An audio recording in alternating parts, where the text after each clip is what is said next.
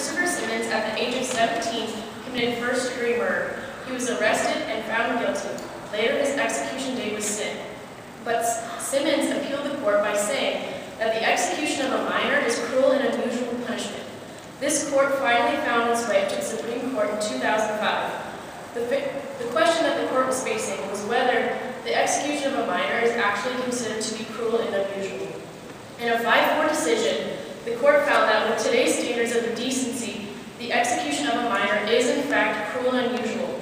They based their decision on the fact that minors are irresponsible and are not in control of their own environment. Now, why this case is actually the most influential is because it helps to define the line between minors and adults. It also helps to broaden the 14th Amendment as to what is considered to be cruel and unusual.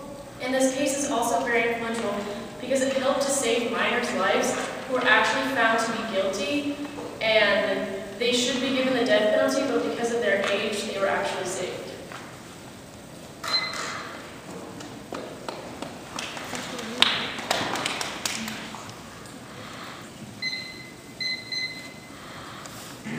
Okay, so while the issue regarding capital punishment for minors is a really influential issue, we have to see that Furman v. Georgia is a much more influential case because, well, for several reasons. First of all, it set the premise for Roper v. Simmons because it was the first major court case that dealt with capital punishment, and it set the premise for all of the court cases that came that defined the standards of when exactly capital punishment should be allowed and when it shouldn't. In fact, the history of capital punishment in the United States is specifically split into pre-Furman and post-Furman eras. And Roper v. Simmons is another one of the court cases that has come in the post-Furman era because what Furman v. Georgia specifically dealt with was that the death penalty is often imposed very arbitrarily. And statistically, in fact, it was imposed more on people who were poor, people who were members of unpopular groups, or people who were black.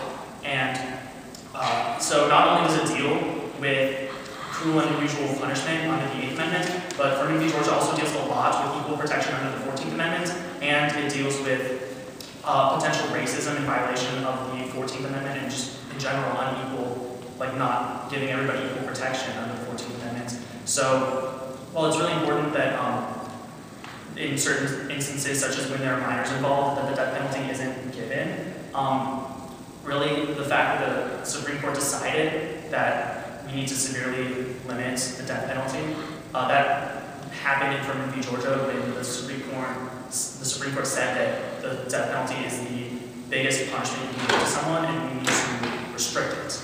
And so all of the court cases since have been to determine what exactly the restrictions should be, and not giving minors the death penalty is just another one of those restrictions that has come in the aftermath of Furman v. Georgia. So Furman v. Georgia is far more influential, first of all because it dealt with more issues than just cruel and unusual punishment. It also dealt with the 14th Amendment a lot, and also because it set the premise for which Roper v. Simmons happened along with a lot of other court cases that deal with the same issue.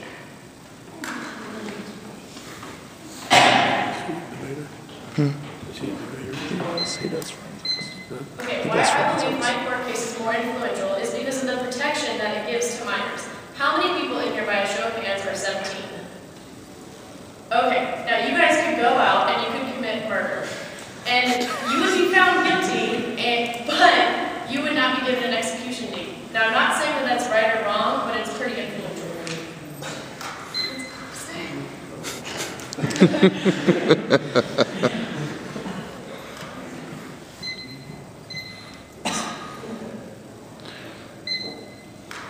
So, I agree with Alexis.